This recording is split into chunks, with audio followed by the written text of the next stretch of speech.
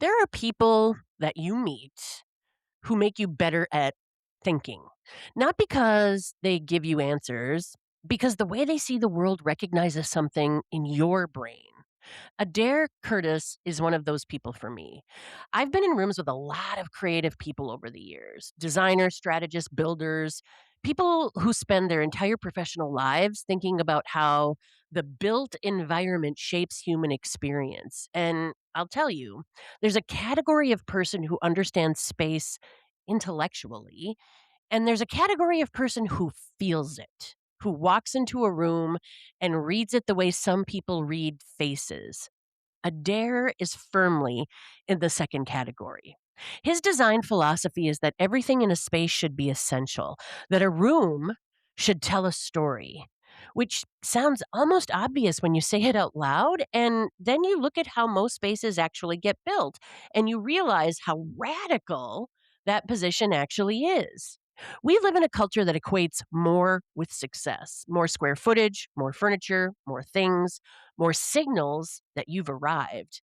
Adair is saying, what if the most powerful thing a room can do is say exactly what needs to be said and nothing else? He built JSN Studio with his husband, Jason, together.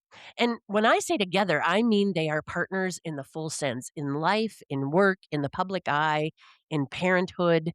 They appeared together on Netflix's Styling Hollywood, the first reality series on that platform to center a gay black male couple. And they did that with a kind of dignity and warmth and realness that I found genuinely moving. Jason just finished dressing attendees for the Met Gala last month, which is a sentence I still need a moment to absorb. And together they're raising their son, Arrow Fox, and sitting on the board of Family Equality. Adair is sitting on the board of Family Equality with me, doing the actual work of making sure the rights and visibility of LGBTQ plus families are protected. What I want to talk about today, what I always want to talk about on this show, is the rules underneath the work.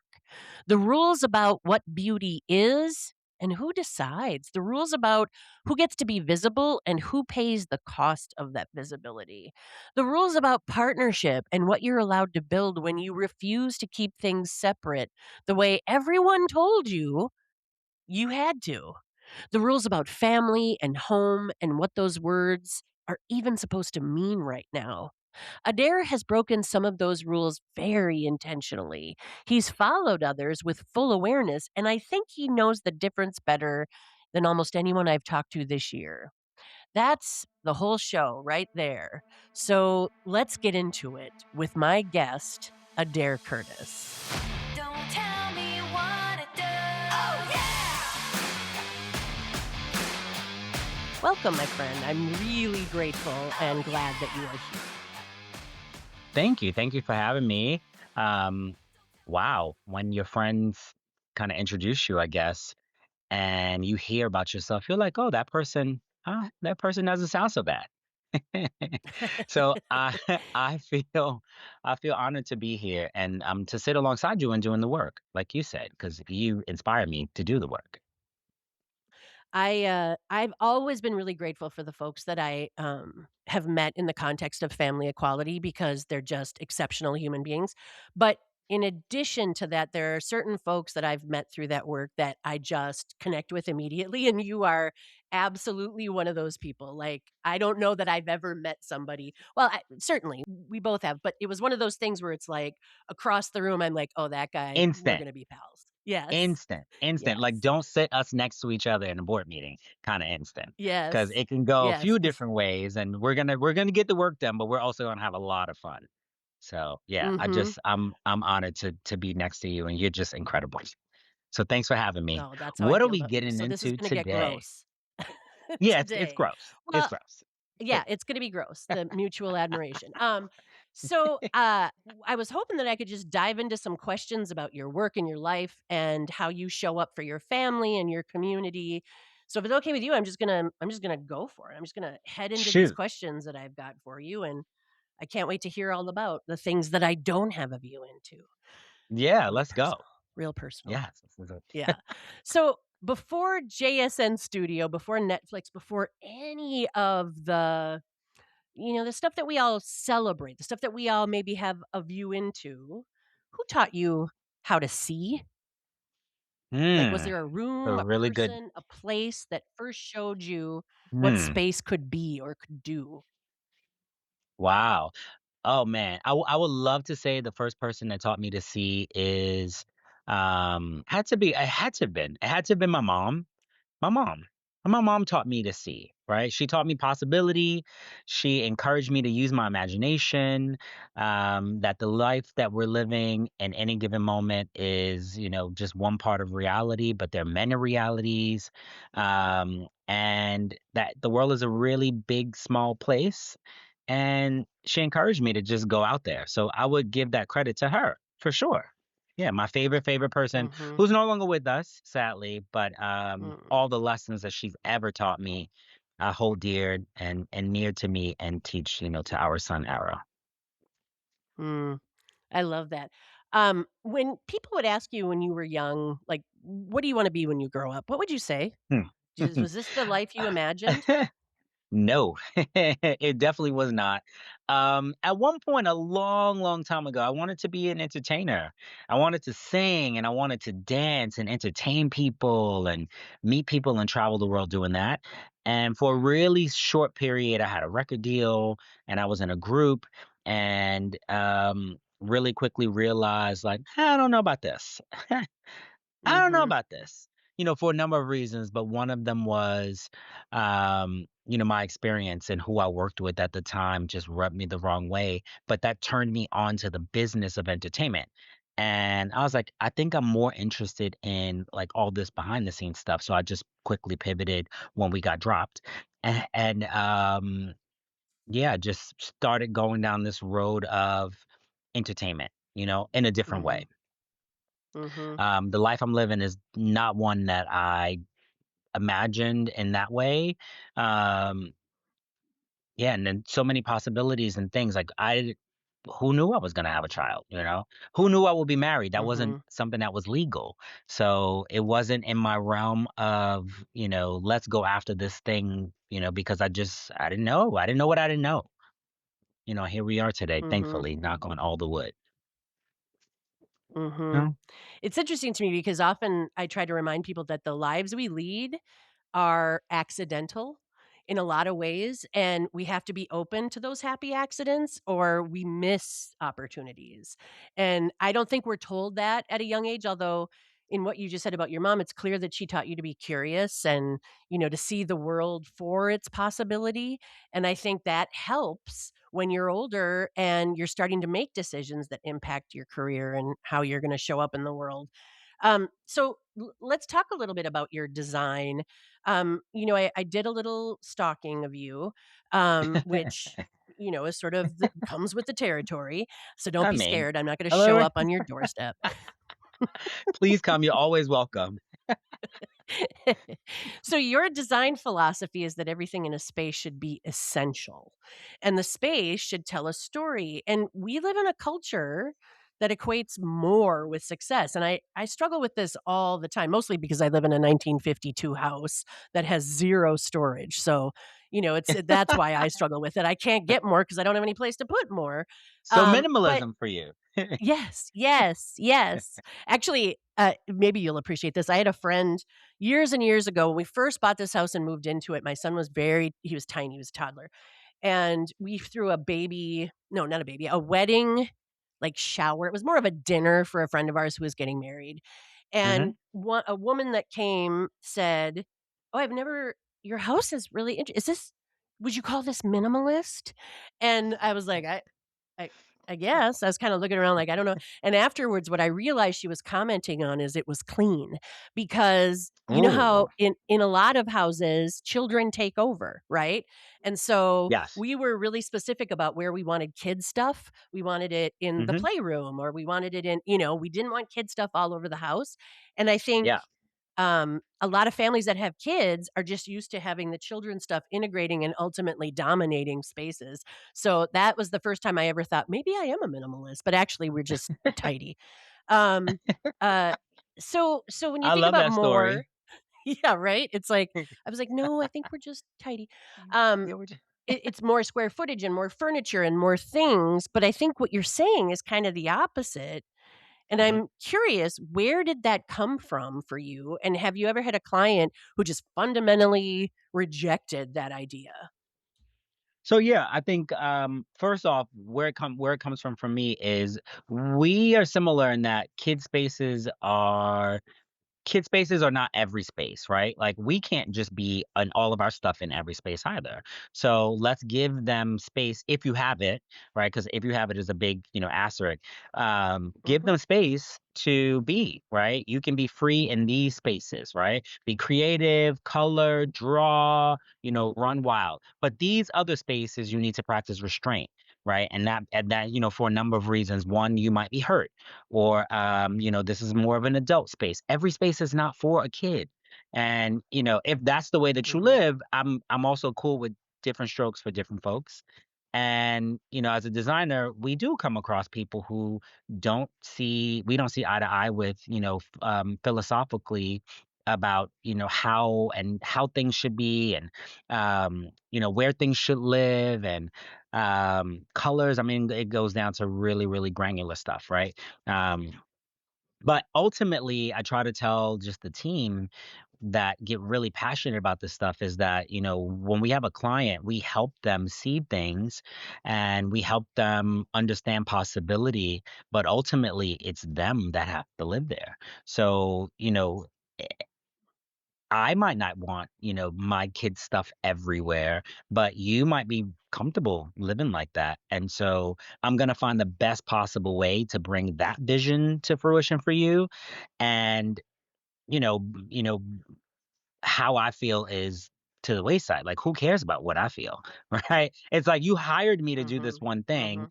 and I'm a quote unquote expert because I've done it, a bajillion times now. But ultimately, again, like there are no rules. Like, live how you see fit, and I'm gonna champion that all the time. Mhm, mhm. I love that. I think, I'm super curious, how do you reset, or have you ever even had to reset a relationship with a client Hmm. after you're, somewhat down the road? How do you, re-engage them in a way that builds that trust back for both of you if they sort of fundamentally disagree with the direction you're moving in?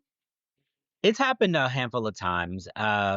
First off, one, we are married after a contract, right? We're married. We're going down Mhm, this road. If we're doing the best job as designers to listen, we would have picked up on any cues that were going in the wrong direction a long time ago. And mhm, if for one reason or another we might have missed something, a hard reset is easy if you're both receptive. And sometimes the hard reset means, and this has also happened, like actually, we're not right for each other. And so we should revisit how we're doing this or if we should continue doing this. And that's okay too, right? We might need to, cease working together and you go and select someone else to help you. It might mean that you feel good about doing it on your own after what you've seen us do. Um, there's so many different ways to remedy it, but, in my mind, it always whatever is best for you as the client and the project, and us as well, and the best thing for us is to allow us to be creative and feel respected you know, um, and move away from something that doesn't work for us anymore. Just because we started one way doesn't mhm. mean we're gonna also end, on a high note either. And we try to end on a high note with every project. And if we don't, we miss the mark somewhere, we want to remedy that and or move away from each other. Mhm. And business is about relationships, and I think,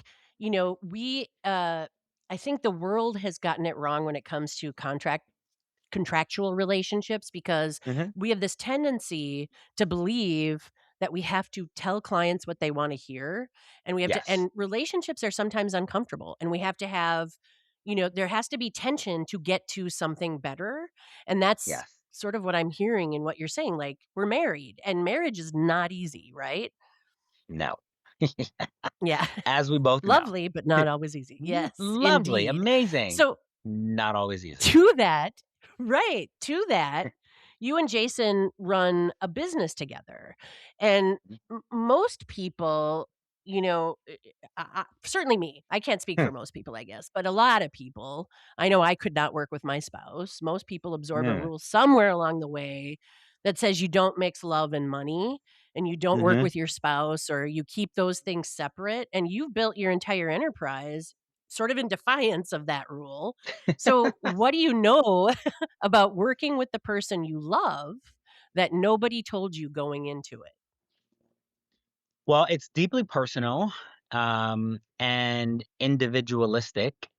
I couldn't possibly see me doing what I do without Jason.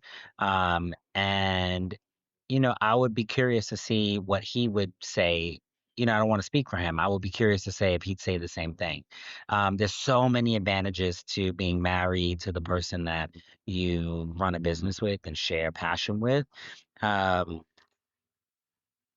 it can be incredibly hard some days because our non-work lives, you know, kind of take over some in some instances.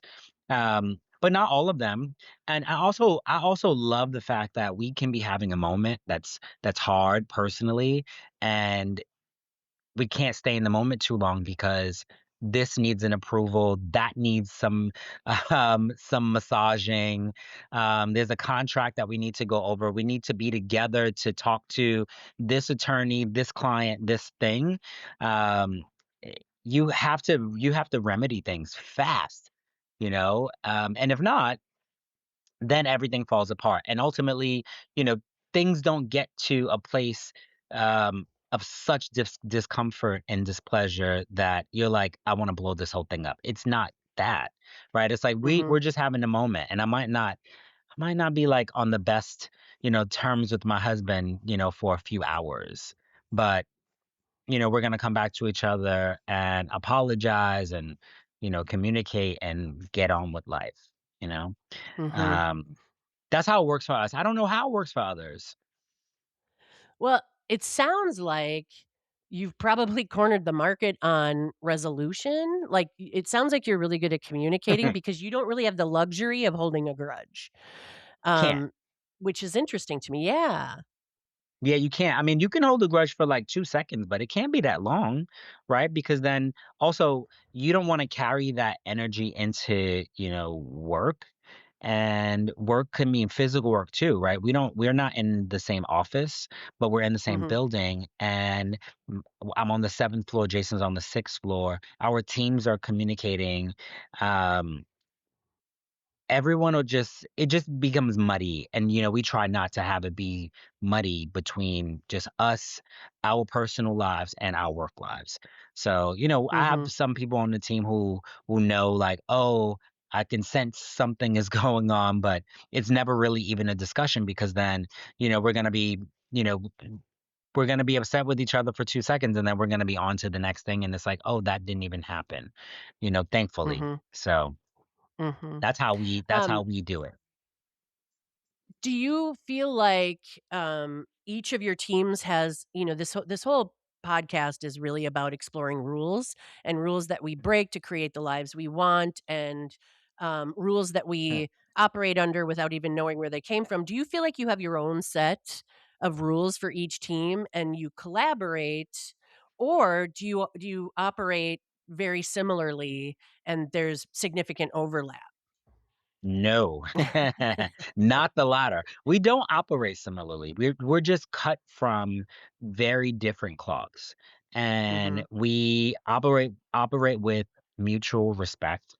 And I think that that is the center for, our operating manual, right? It's we respect each other. I respect you enough to know that, you probably want to do this a different way, and the same thing, right? He respects me enough to know, like, you know, I probably want to do this a different way. You want to do it the Adair way, right? And so depending on what it is, Jason will say, "This is a you thing, right? You should take this one, Mm, right?" And it might mean that, my approach is, normally just a lot more patient, softer. I'm gonna lean on history, relationships, just I'm not gonna blow things up. And Jason mhm, is, 0 to 100 real quick. And there are times though that that's the approach, right? That's what's mhm, necessary going forward, right? So like, is this a Jason, conversation or is it a Dare conversation? And we lean on each other. It's a I wouldn't call it a weakness, but he has an extra helping of, this strength thing and it works in a lot of different scenarios, and then I have an extra helping of a different kind of strength and it works, you know what do they call those, soft skills, like, mhm. yeah, my Emotional soft skills intelligence are and mhm, emotional intelligence, like very sharp there. And mhm, Jason's sharp, but he's not really relying on those to get, through his day and through hard scenarios. He's bulldozing through through things, to get to where he needs to go. And it mhm, works for him in a lot of ways. So um yeah, different rules, and we don't have to. You're talking about rule breaking. We also agree that, operate the way that you operate. I'll operate the way that I need to operate, and we'll come together and we'll have the best of both worlds to serve us and our teams and our clients. mhm. I love that. I'm super curious, when the world looks at an arrangement like you have, a relationship like you have that's actually your business too, those so just humor me, we're simple Midwest Mhm. folks here. And, from the Midwest, now, Minneapolis is relatively cosmopolitan in its own right, and Yes. certainly, the business community here is very well versed in the ways of business because we have more Of course. Fortune 500s per capita than any other city in the country, and that's why my business Amazing. is here. That's why I stayed here because the Yeah. opportunity is huge. But so for us, the hustle is knocking on those doors. And I'm really curious, and I hope I articulate this well. And this wasn't on your preview question, so I hope you don't want to like punch me through the screen. Um, but I'm really curious, like, is your relationship with your clients, do new client relationships happen because of word of mouth entirely? Like, I'm imagining that your hustle is all in the work, not working to get the work. Is that true? That is absolutely true. And I think, if you break our business up into two distinct verticals that where there's a lot of overlap, we both work in a similar way in that word of mouth is the way we get the Mhm. majority of our business, right? So, you might see the Met Gala, you might see some of the clients that, Jason's side of the business worked on. And Mhm. because that was so successful, someone sees that, and then the next week we have everyone under the sun calling to say, hey, we're wondering if you're taking on any new clients, right? And so, or a really successful press run with someone who is highly visible that we're getting great press on, that normally elicits a lot of attention and inquiries about new clients. And similarly, right, on the design side, um, it'll be the same thing. We'll just complete a project and, a number of people will see that project. Ours tends to be a lot more industry led, but a number of people will see the project. And then the next thing you know, we're getting a slew of phone calls asking us if we're taking on new clients and new business for us, and I'll take Jason's vertical of the business first, when there's something highly visible happening, right? So it could be the Met Gala, and you'll see a person like Nicole Kidman, who we work with, um, show up and she's amazing and she looks incredible and she's getting all this press and attention. Normally, something like that elicits a lot of inquiries. If we're accepting new clients right after that. Same thing with Mhm. like maybe like Michael B. Jordan, and the press run for Sinners, or Cynthia Erivo and Wicked 1 and 2, and that's Jason's side of the business. And because we work with celebrities and there's always a moment for a red carpet, there tends to be that tends to be your machine if you're doing your job correctly, right? We don't necessarily Mhm. have to go out and pitch for new clients. We have more clients than we have more inquiries than we know what to do with, right? We can't take on Mhm. everyone, so we have to be really discerning. Is this a Jason Bolden client? These are the reasons why. And we'll come up with a profile on who we think um, are we are best suited to, and vice versa, right? Because Mhm. you got to get married to your client, and so if they don't have the temperament to pull the best creative out of you and same and vice versa, then we shouldn't do this and there's somebody else out there for you. Right. And on Mhm. my side of the business with design and staging, all word of mouth, you don't necessarily get to see one, we don't have the same level of visibility because the clients that we work with don't tend to want to expose themselves in the same way. They don't even have the same opportunities that Jason has on his side. We could be pitching, Mhm. but knock on wood, we also have more business than we can take on. So we have to also be really discerning around what projects we're going to take on, or we have to grow the team exponentially in order to then take on Mhm. many, many more projects at a time, which we are not interested in. So, um, Mhm. yeah, Mhm. it's just a little different in that we Mhm. built ourselves up to a certain point to um, you know pick and choose which projects we're best suited to, our talents are best suited to, our time is best suited to, and then all the rest of it is you know up for grabs for everybody else. Mhm. So, let's talk about, your reality show, Styling Hollywood, which I'll be honest with you, like, I met you and, didn't wasn't we gave you the honor and I had heard we met you because you were honored by our organization, Yeah. very deservingly honored, and it was great to meet you all, and then, by some small blessing from the good Lord above, you decided that this was an organization where you could invest your time, which is a real gift to all of us because we all know that our networks and our visibility in the communities in which we live is what garners attention for family equality and we need Yes. that. But I hadn't seen it before, so you'll be happy to know that I'm not a weirdo who was like, "Ooh, Adair." I know him from that show because I had never watched the show. So sorry, pal. And then I did go back and watch it, and it was so intimate. That was the thing that was so Yes. intriguing to me is that there were really intimate aspects of that show that, in fact, now that I know you, made me a little, I don't wanna say uncomfortable, but there was definitely a tension in my consuming the show because I know you.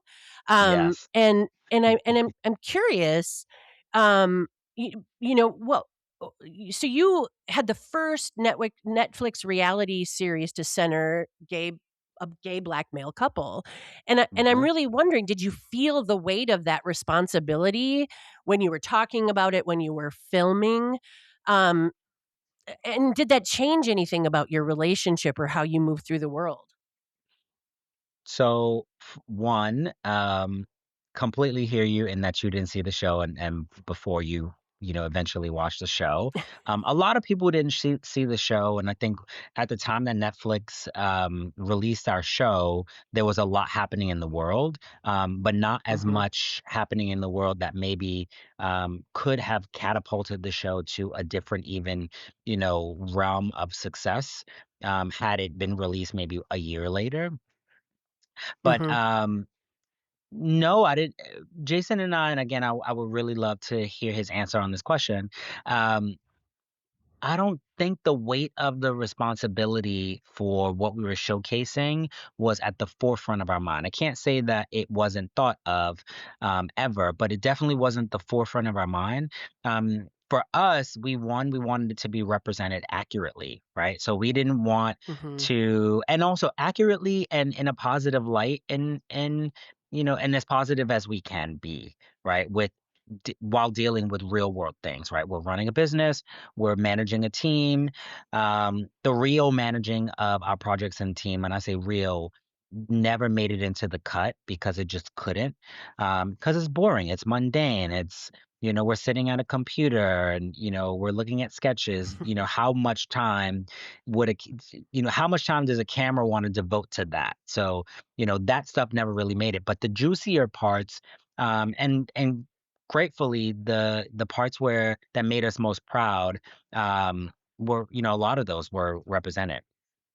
And it was Mhm. extremely intimate, right? We talked about, this is before Arrow was even, Right. born, and we were trying to conceive, and, it hadn't happened yet while we were filming. So, that was really intimate. And Jason, being the workaholic husband that he is, who really enjoys his work, same with me, just thought, I don't know, but this is not a perfect time. And then we had to have a conversation around, like, well, is there ever a perfect time? And do you see yourself slowing down? I don't. I don't see myself slowing down, but we want this family. So we have to make sacrifices. What does that look like?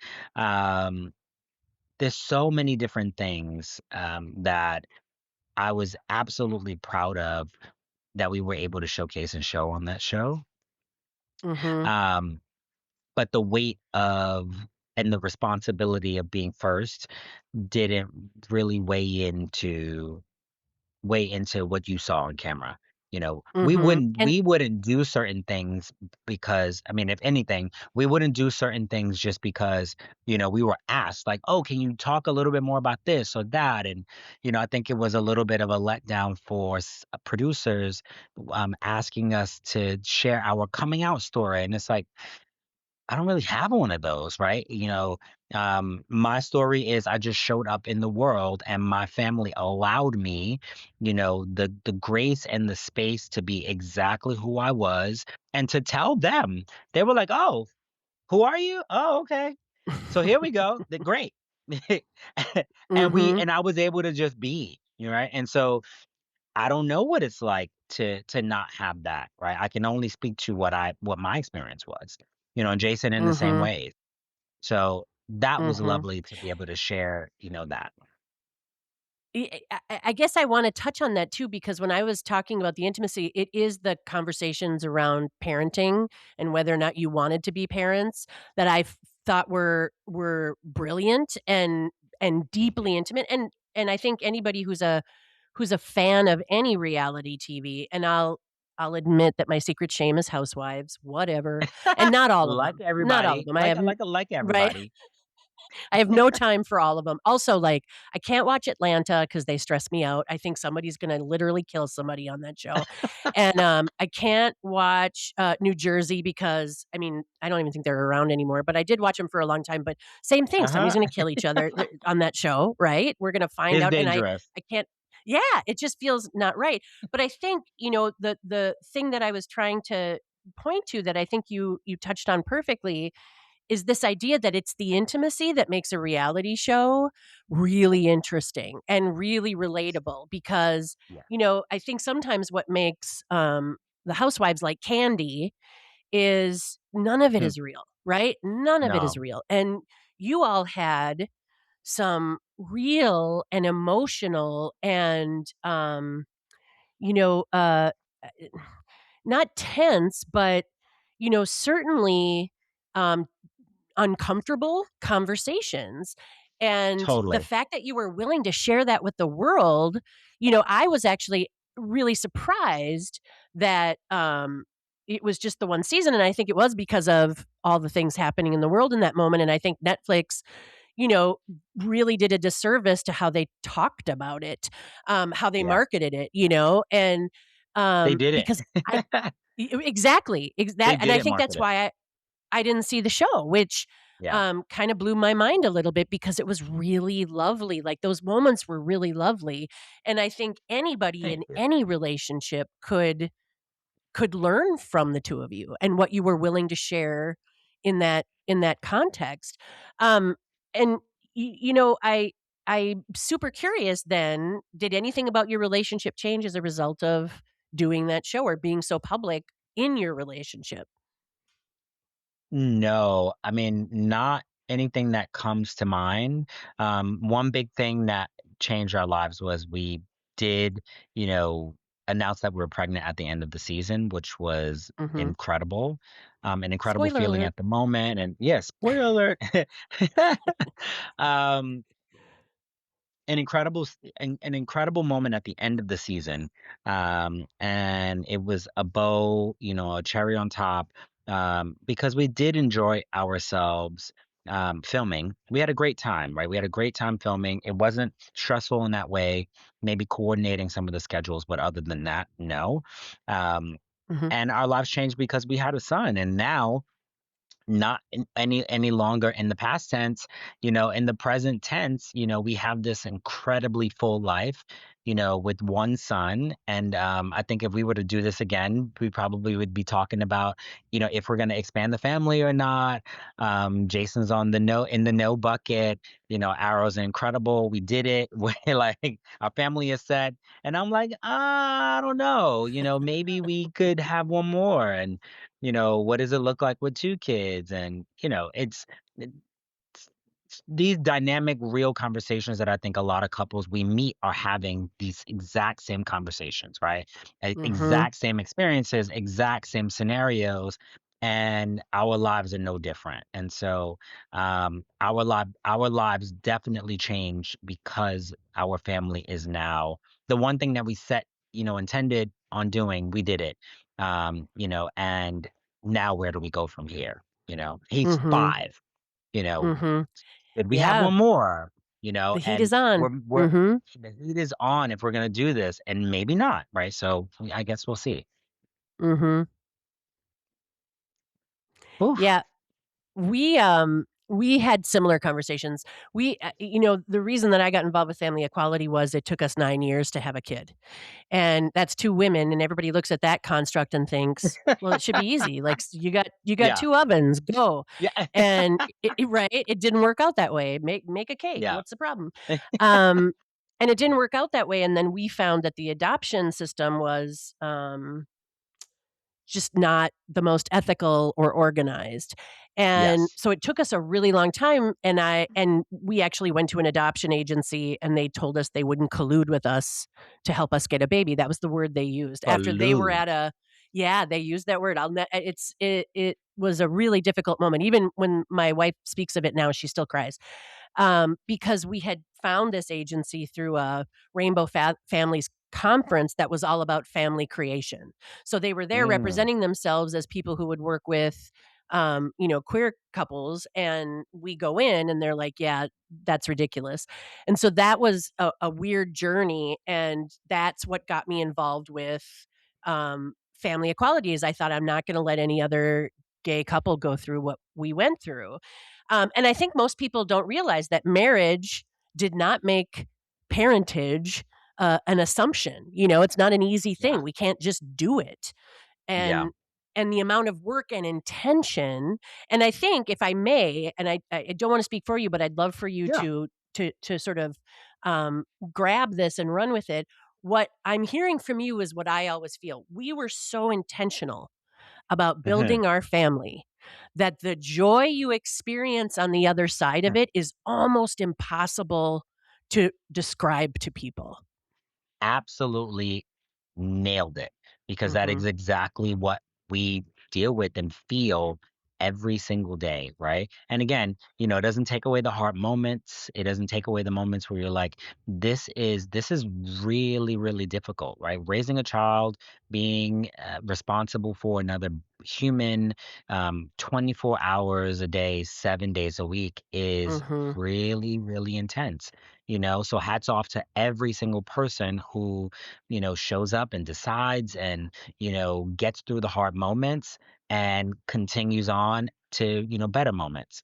Like, hats Mhm. off to every single one. But I would never trade this for anything in the world, right? I Mhm. just, for the first 5 months, I couldn't look at him without crying. I just would cry, like, just, Mm. why are you crying?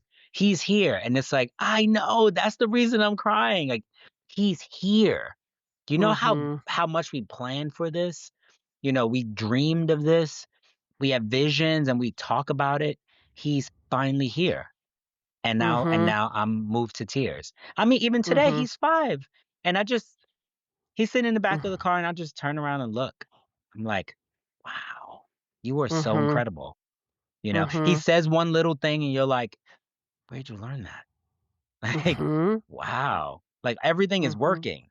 It's like, Mhm. wow. Just I'm in amazement by just life, and Yeah. the life that we brought to the world. Yes. I can so relate. In fact, I get goosebumps just hearing you say that because I can relate so completely. And I also think, well, first of all, before I step into the next question, I do wanna say to you, mine is about to be 20. Ooh, And I will say you will continue to look at him and cry. It'll be for different reasons. Let's just say yes. that. Because now I'm like, "You should probably move out now. You should I love you, but" but actually, it's interesting because in those frustrating moments, that Yes. joy is still prevalent. It's And there. Yeah. Yeah, it's absolutely there, and I still think, like, sometimes I get so mad at him, and about 10 minutes into my anger, I think, "But I wouldn't trade him." I wouldn't trade him for like, this kid is so ours, and he makes so Yes. much sense to this family, and, Yes. but when you're there, pal, call me because, oh my god. He actually called me this morning because he took a gap year last year, went to Africa, and climbed Yes. Kilimanjaro and just had an amazing experience Incredible. and lived there for a semester and, backpacked all over the mountain range there, and, now Cool. he's picked Eckerd College, and he's going there for marine sciences, and this morning, he sent me a thing where somebody reached out to him and said, "Hey, ma, there's a there's an internship that you can actually be a part of as a freshman that studies sharks," and I think, uh, like, the joy that we both feel, like, he's like, I Yes. wanna apply for this internship to Yes. go study sharks," and Yes. I'm like, "Yes, and I wanna come with you," and I think that's the hardest part when you're that intentional about building family, right? Yes. Like, there's this thing that happens where you pass the torch and they run with it themselves, And they're and going. they're gone, and And that's they're what's gone. happening to my family now, and because we were always this little unit that fought so hard to get here, there is grief, I mean, there's also get the hell out energy, but grief too, you know, right? Like, you Yes. can go now. Yeah. Um, and I don't know that the rest of the world, like, it's interesting to me, and I would love your take on this, like, do you anticipate being a soccer dad or a baseball dad or are those things, like, I always think about and I'm sure you're seeing it now because people aren't afraid to be hateful out loud. Yes. And we see those things when gay couples are featured in social media where, so Mhm. many people have so much to say, and that's gonna be my next question for you is who had what to say? And should Yes. we call them or should I just go to the big girl on the porch threatening me because I was mean to Adair? Because I will do it, Adair. Tell me who they are. Do I have to go to, like, Kentucky or something? I will do it. I will take care of them. But, everybody's got opinions about how we aren't deserving of children because we're deviant, and I always think, "Yeah, I'm so deviant." I'm running around trying to hit soccer practice and coordinating with other moms about class snacks and field trips and so deviant, right? And I'm So I'm deviant. curious, like, what c that your situation was magnified. So, Yes. did you hear from folks in that experience that made you maybe not fearful, but maybe second guess because I didn't have the world weighing in on those intimate conversations that we were having, and I suspect you might have. Totally. I mean, so first off, one, I'm aware everyone has an opinion, right? And the way I deal with opinions in general, and this happens in my family, just, across the board, and the family at large, like, i- it Mhm, is great that you have an opinion. We champion opinions. But if I didn't ask you for your opinion, I do not expect your opinion, right? Like, it's great. mhm. I respect that you have one. Just don't share it with me. And the moment you start telling me what you think about what I'm doing, you lose me. right? You lose me. Mhm. I don't care what you think because it doesn't have anything to do with you, right? And that's Mhm. how I feel about most things. That's how I feel about most things. That's how I handle most things. My mind works in a way in that I very quickly discern what is my responsibility versus your responsibility. This issue that you brought to me, what part of it is mine? You don't like the way I've done something, you don't like a decision I made that ultimately doesn't affect you. Well, then why are we having this discussion? uh, um I don't know what to do with something that doesn't, like, you have no business here. So I don't know what to do with Mhm. that. And so I don't pick it up. Right. And so, Mhm. people, we put our families, out into the world. We showcase us having and starting our family. I think some people might find that really beautiful. Some people might be really inspired by that. Some people might not. And I'm aware that that might be the case. I'm not looking for it. If it comes across our feed, okay, I didn't ask you, right? No one's no one is, or Mhm. maybe they are, maybe you need to have the same discussion with someone else in your life, and why they're weighing in on things that are not yours, right? I don't know, what's the thing that I don't like? I don't like accent walls.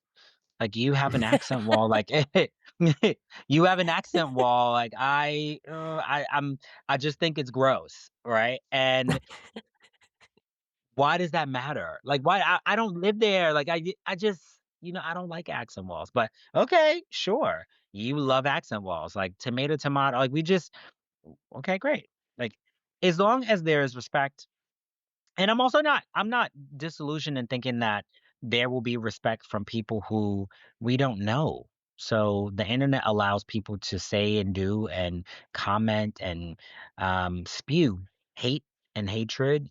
So I don't know what to do with that. And I don't allow myself, my self-worth, my how I feel about myself, my family, anyone, um, to be dictated to me by people who, don't matter to me. They're not in my lives. And also, if you do have an opinion, you are in my life. If I didn't ask you, again, that goes for Mm. you too. I didn't Mhm. ask you. I don't care. I Mhm. really just, I don't have it. I care Mhm. about a lot of things. This isn't one of them. Mhm. So this is for you to work out with your therapist. That's so healthy, and everybody needs therapy. Yes. So nothing but agreement there. So I'm curious, and I hope I phrase this question in a way that makes sense, but, Yep. again, you're talking to a chubby girl in the Midwest. Like, I don't have a sense of what it's Stop, like to be man. you, right? But I think there's a lot of people that don't have a sense of what it's like to live the kind of life that you live, and that's something, because hopefully you trust me, and Yeah. I just wanna paint a dimensional picture. Yes. I'm really curious. So your husband styled folks for the Met Gala. We've established Yes. that. And that is, that's just like a faraway fairy tale story thing for the rest of us. So but what is that like from where you sit? So Mm, so when I say that, I mean, I'm assuming when you talk about these 2 separate teams, you're not in the room, but as the person who goes home with the person hmm. who just spent months preparing for a really high stakes, visible event, fashion event, what does that feel like, and what do you have to support and contend with as a result of that relationship? Oh, yeah. Great question. Um, One, the stakes are not mine per se, but the stakes are Mm, mine, right? The business mhm, is one. And so I benefit from him, his success when he does well. I also take the hit when he takes a hit. And so I'm there in a really supportive role. Every Met Gala I've gone to in terms of I travel with him. We are mhm, not the sort of people um who fancy, being in the center of the work all the time, right? And mhm, so, if it's the Met Gala, which we've been invited to go to, which is an incredible honor, many times, or several times, I'd say, we don't attend, right? And so we do the work. Jason does the work with his team, and we keep it pushing. We go and have a burger, afterward, or French fries, and a cocktail or a glass of wine. And that's the way that we kind of decompress and come down from the stakes being, super high. Did you hit it? Did you nail it? Is there a best dress list? If not, and some of this is counter to what I just said about not really caring, about people's opinions and what they think about you, and or that goes for your work as well. The clients might care a little bit, and so you want it for the client. And if the people whose opinions that matter to you, because there will be some that matter to you, if those people are happy, then whew, you did it. Right. And Mhm. that's it. For Jason, I think the most um well, the highest number rather of clients we've done for a Met Gala is 15, which is crazy for any one Met Gala. Which would mean flying into New York, or even prior to that. The process starts really early in the year, and it's one, if the client is invited, who invited them. Um, who invites them typically means, they're going with a specific designer. Mm. They're going to sit at the designer's table. The designer's going to dress them, unless they're invited by Vogue, and Vogue will assign, a relationship, with the designer, and say, "Oh, you'll go, with this designer, and they'll dress you." So they'll help to manage that process and facilitate in a Mm. lot of ways. There's many, many fittings before you even get to the point of being in New York City with the client, with the Hmm. dresses and the teams and the ateliers, and the stylists. I mean, the seamstresses, and um, there's a lot that goes in. It's literally an economy in and of itself. Mhm. Um, and it all goes to support this one incredible, you know, wing of the Metropolitan, Museum, the Costume Institute. Mhm. Um, and it is beautiful. It is beautiful. You get to be creative. It is high stress though. And we're not curing cancer. So, you let a little bit of, air out of the balloon, because you're not curing cancer and it's not life or death. Mhm. And you remind yourself of that. And that's my Mhm. job, right? I'm there to remind Jason, like, oh, we're gonna get through this. My demeanor by nature is really calm. And Mm. so when everything is crazy, I'm in the eye of the storm, and helping to ensure that, you know, things turn out the way that we hope they turn out. Mhm. That's cool. I appreciate you sharing that too, because I really don't think, the average human being has no sense of how this stuff works. No sense. Yeah. And, I do think that people that interview celebrities, folks like you who live in the public eye or operate in the public eye or work with celebrities, I think they do it with the knowing or the understanding that they are talking to celebrities. So they're speaking a language that is not Right. accessible to the rest of us.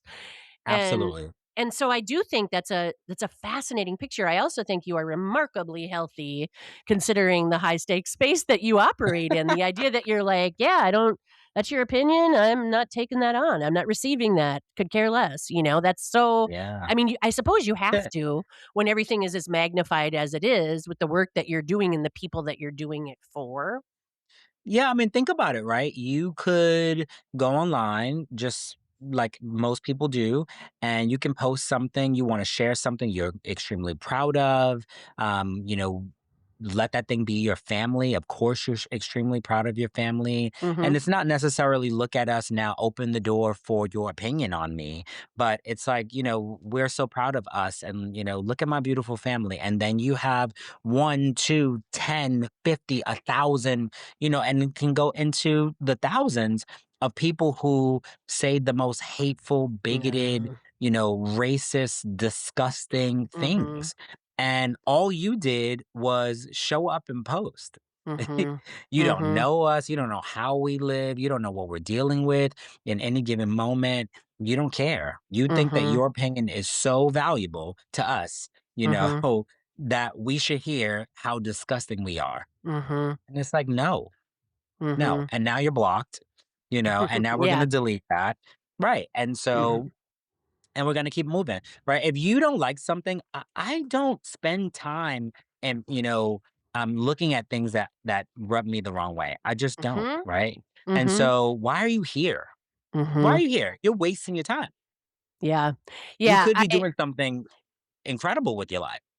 I can't believe, the audacity of folks right now. This moment in time is fascinating to me because everybody thinks their opinion matters. Not only does it matter, but I want my opinion to dictate how you live. And Absolutely. that's the moment we're in, and it really makes me heartsick. Um, Yeah.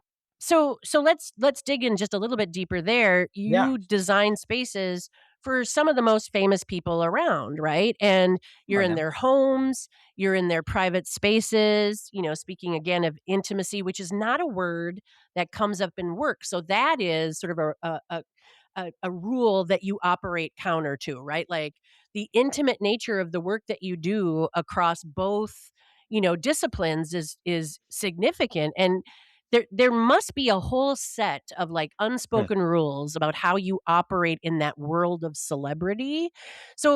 Mhm. So are there is the first part of my question. Is that true? And even if you could name a couple, I think it would be interesting to listeners. But then how did you learn them? Oh, sure. So there are definitely rules, right? And so some of them you learn, trial and error. I have to say, I started out as an assistant in this business. And so, to famous people, and you pick up things, on your daily, in your daily work with, these celebrated people, right? You see Mhm, how they're living, you see what matters to them. Um, if you were discerning, then you see. If if you're not paying attention, you're not necessarily good at picking up cues without them mhm, being dictated to you, then you might miss a lot of things. But like for instance, any project that we're working on, especially, and this goes for any project in general, mhm, there's never a client name. There's mhm, never a client name because, you know, what if something goes to someone's, home or residence, and that it got dropped off at the wrong place. Now everyone next door to them, which they probably already do know because your neighbor, but it's just not right that we divulge where someone lives in that way mhm, by accident. Right. mhm, So, we do all project names by address, and then we also use code names. I actually don't have anyone, so, saved in my phone as their actual name, mhm, if they're a celebrity. mhm, Right, so, you'll see someone in the phone, and you're just scrolling, and you don't know that that is so and so, and, you just wouldn't know. You're not gonna call them, you're not gonna get the contact from my phone, right? mhm, Things get leaked all the time. Um, you just and these are small little things that no one necessarily had to teach me, that you just get, right? mhm, I want to order something, I might put it in my own name and send it to them.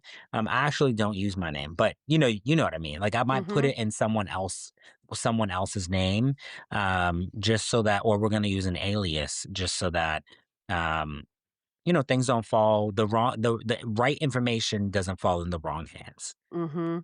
Yeah, I Yeah. appreciate that. I ages ago, worked with a family, in Minnesota, there's a lot of family wealth because the Yes. biggest companies here are and I worked with one of those families at one point, and and I made an probably an inappropriate joke. I was very young. I was starting to explore digital stuff and found out that Mhm. they had this family, um like a secret, domain where they exchange emails, and they had all these digital properties that managed the Yeah. family business, and it was all internal, and I don't even remember the joke that I made, but afterwards, that was the only time I've ever gotten, like, a talking to, because my instinct is always to just keep things close to the vest. I don't talk about clients either, none of mine are Yeah. famous, um, and so I understand that trial and error thing, like, you have to screw Mhm. up to show up sometimes. And but I do think that it's interesting because in the Hmm. space that you're in, there's not a lot of room for too much screwing up, right? Like, You cannot. yeah. You cannot. I mean, it could be detrimental, right? Someone can have a stalker, which a lot of Mhm. my clients have stalkers. Mhm. So, again, you make one wrong move, and now this information this right information is in the hands of the wrong person, right? Who, Mhm. does mean your client harm, right? And it does mean life or death.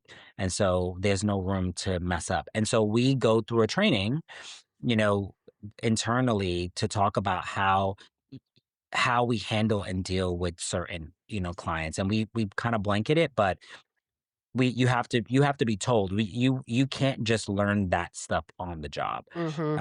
when it's that sort of, life or death. Mhm.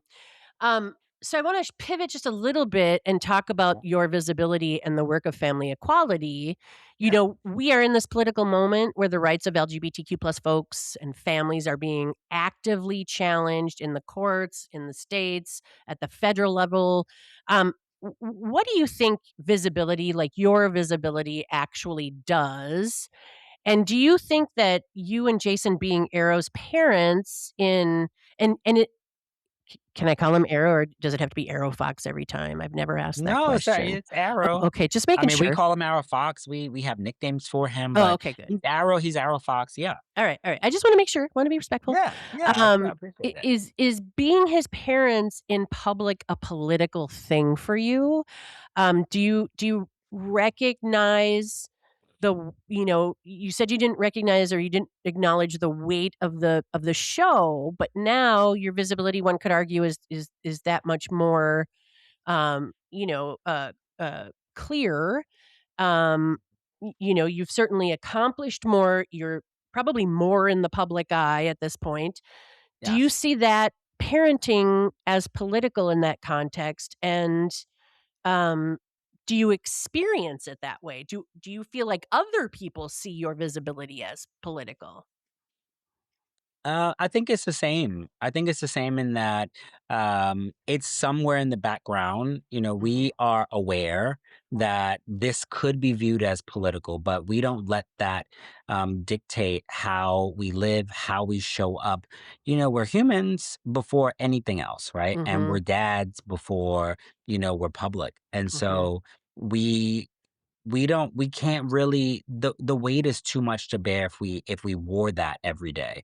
We don't mhm, wanna wear that every day. We don't wanna change how we are based on society, right? Like, at one point a really long time ago, we even had a conversation about how we show up, and that if we're doing something just because it's expected of us because the audience, the public, mhm, wants to see X, Y, or Z, right? And we made the decision in that conversation and just got really clear around, we don't want to live like that. We don't want mhm, to, one, we don't look at ourselves as public people in that way, right? mhm, And we are, in some ways, and then we are not in a lot of ways, right? I don't have the same level of fame or notoriety as, say, some of our clients. mhm, And some people who might just be famous online. We don't move that way. We also mhm, don't court it that way.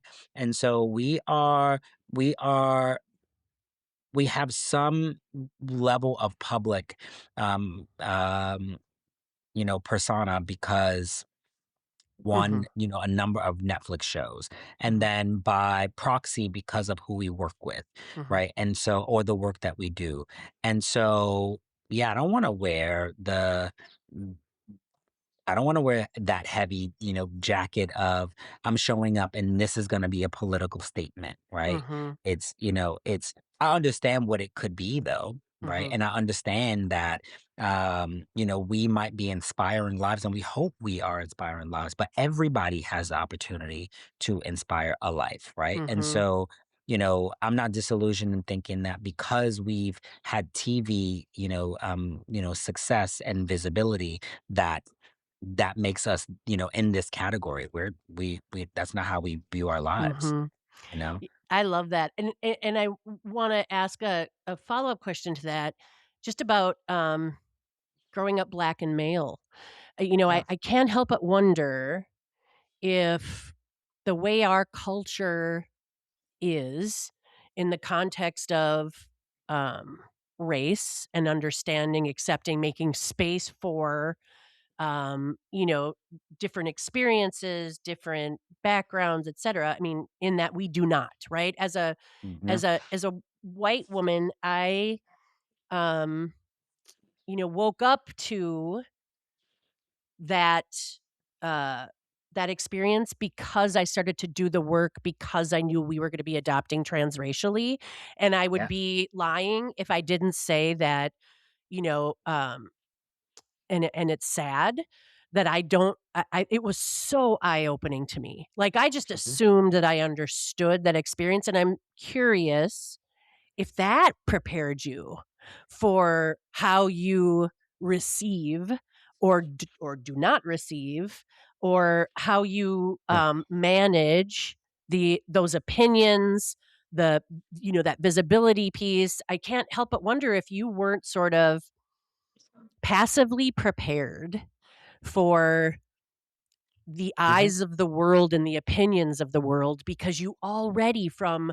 birth had to sort of resist letting their story become your story. Yeah.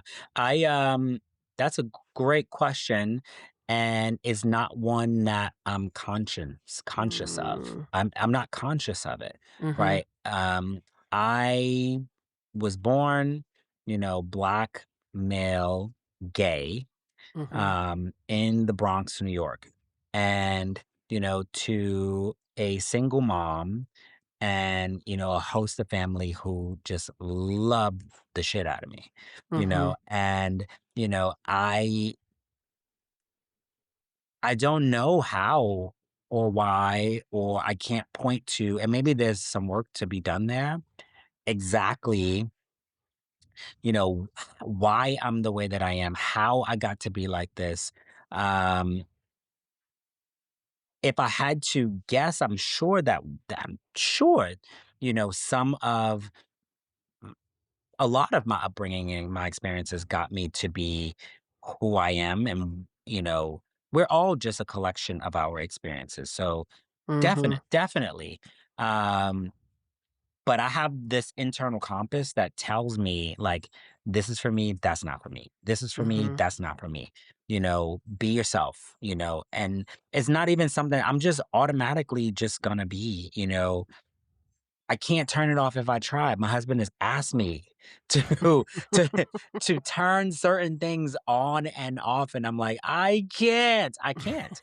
I can't. There's no way for me. I can't. Um, I am. Yeah.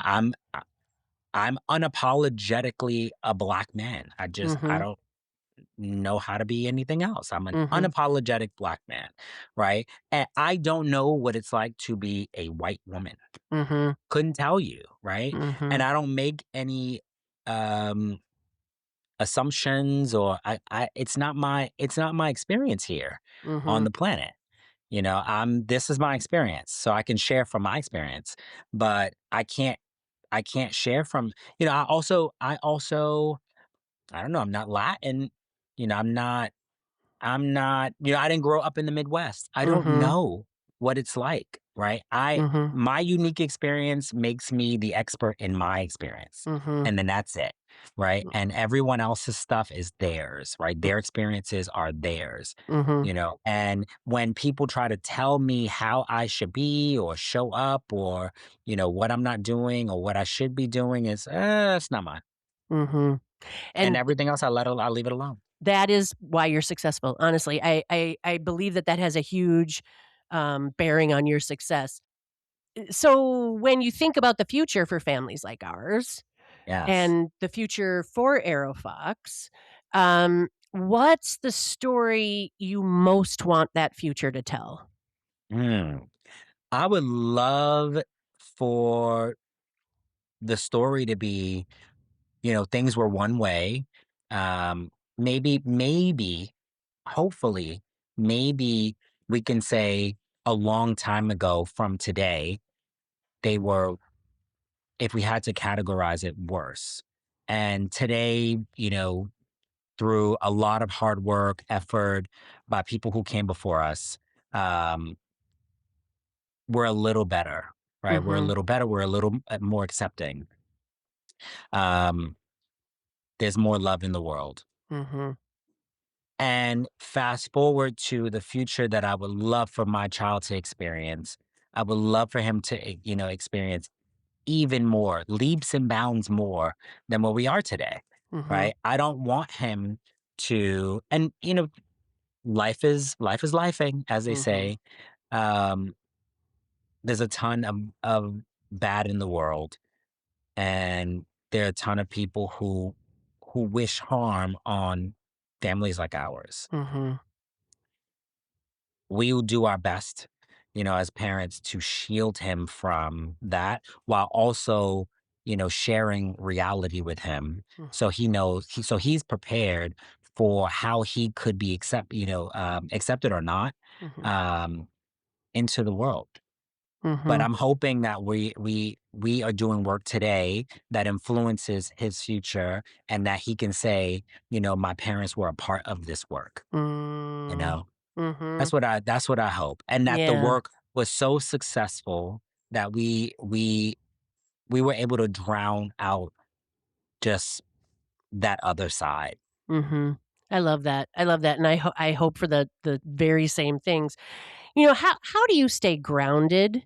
How does someone whose career is about beauty, like, I've Hmm, joked about this with you before, but I have another friend who is a very well-known interior designer here and comes from a sort of a legendary family. yes. Uh, and I did not and I probably thought the same thing about you. When I first met her, I thought, "Oh, we'll never be friends," because you know me, I'm just a queer lady wearing cargo shorts, right? Like I can wear a suit if I have to, but, I'm a good old-fashioned Midwest lesbian, and, um, and I project my own insecurities about Mhm. beauty and what it means on people I meet. So I made the assumption, well, Adair's not gonna wanna have anything to do with me, right? Although we did have an instant connection. But you know what I mean? Like, on the surface, on paper, I would never imagine that you and I would be friends. Just like my friend Martha, I would never imagine that we'd be friends because I don't show up with that sort of same care for aesthetic. I have You don't appreciation have for it. to. Mhm. Yeah, you don't have to. You Mhm. don't have to. I think that, if you are authentically you, that's what, is a magnet for me, Mhm. right? You're authentically you. And I just love that. Mm. Right? You made me laugh the moment I met you. The moment I met you, and I haven't stopped laughing yet. Like that's why I'm like, oh, yeah, I want to sit next to Nancy. I want to Yeah. know what Nancy thinks. That's how I You feel you about are you. incredible. Yeah, you're Yeah. incredible. So like, no. So, in that space where so much of it is about beauty and the opinions of the very famous, which is sort of what this podcast is trying to get into, not Mhm. necessarily the opinions of the very famous, but the Yeah. opinions of the many, Yes. um, and very demanding. And I think, if we even level up a little bit, the culture is very demanding. The Yeah. culture has deep expectations, right? The culture has again, going back to that word rules, there are rules about what is acceptable in terms of beauty. Um, what how do you know what is yours? How do you maintain your individuality in all of that and represent that in the work that you do for others? And where does that vision come from in all of this noise? Oh my gosh, so much noise. So Mhm. much noise. Um I would say, one, I draw on my experiences heavily. Mhm. I listen to people, I talk to people, I read books, I travel, I'm looking at magazines. I'm a consumer of culture, and Mhm. that helps to influence what I think is great and what I think is not so great or not for me. Maybe great for Mhm. someone else, not for me. Um, I I'm democratic in a lot of ways. When I think about, I understand that beauty is subjective, and, but again, I can also say definitively, like, I like this, right? Mhm. And I prefer that. Um, there's a place for things, right? And there's not a place in my house for Mhm. everything. And so Yes. and that's it, right? It's like, yeah, there's great. It goes back again to opinions, Mhm. right? Everyone has them. And that is never going to change. And I educate myself on what people that I think are great Mhm. and what has historically been great and why. I try to understand why, and that helps inform some of my decisions. And a lot of this stuff is just, guttorial. It's like it's Mhm. in your gut. It's like Mhm. this is great, and there's no reference. It's just is, Mhm. and we're gonna accept that and go with it. And I learn a lot from Jason. Jason is very much instinctual Mhm. and self-taught in a lot of ways, and self-learned. And I learned a lot from him, in that everything doesn't have to be a way because someone said it, right? Mhm. Who are they? Who cares Mhm. what, right? Mhm. And so we operate our lives, based on that, a lot as well. And we have to remind ourselves too, like, oh, what do you want to do? Or what do we want to do? Like, let's just do it. Mhm. Who Mhm. says we can't? And then we Mhm. go and do it. People are like, "You shouldn't do that." And we're like, "Oh, that's great. We didn't ask you." Yeah. You know? "That is You're great you have an opinion. you We need to didn't be my ask you." therapist. I need to talk to you every week and just for these reminders. Yeah, it's nice. It's Listen, your let's get opinion. on the schedule. I We love this. should, we should. Okay, so I always end these, and I honestly, Adair, I could talk to you for hours and hours, and we've Come talked on. about this. I wanna hang out with you more, you know that. I Yes. think the world of you, and I just think, and I Thank you. guess, I don't know if you hear this often, and you probably do, but I want to say to you, I admire you because your entire career, from where I sit, has been about you making your own rules and deciding how you were gonna show up and doing it in line with your values, which I think is just a glorious thing. But I Thank also you. admire you because you are so grounded. You agreed to do this tiny little dumbass podcast with me. And here's the Thank thing, I think this podcast over time is going to be a collection of conversations that are going to be really helpful to people that are struggling with what the world's expectations have laid on them. And so I appreciate you for that. But I thank I just want you to know, you too are so authentic and so thank you. real and so accessible in a world, and the world I'm talking about in this sentence is the West Coast, where I think a lot of people are devoid of their self, their themselves. They forget their values or they sell out, and your success is entirely connected to your authenticity and your Thank you. lack of desire to subscribe to what other people say you should be, and I have nothing but admiration for that, and I appreciate it so much. Thank Um, you. I end all of these with a rapid fire exercise where Yeah. I throw things at you and I ask you for a single word. Now I'm gonna Okay. admit to you, my friend, these have changed. I was gonna ask the same questions to every person, but it doesn't work. Yeah. So I've changed them for every person, and every Yeah. person wants to write a paragraph, and I really am looking for your immediate, Just like, one boom, word. just I'm one there. word Yep. response. Yes. Okay. So the first one is a rule you broke and you don't regret. So it doesn't have to be one word, it can be like 3 words or 7 words, but you know what I'm saying. Oh, and I don't regret. Okay, societal rule. I'm Mm, gay. I love it. I love it. I'm Yes, you gay. are. Yeah, you are, pal. Um, yeah. Uh, okay, so a rule you followed and wish you hadn't. Ooh. Um, beige everywhere Mm, being the color, or devoid of color du jour of the moment. mm, Um, wish I never followed that. mm. I like it. Jason, in one word. Dynamic. Mm. Arrow, in one word.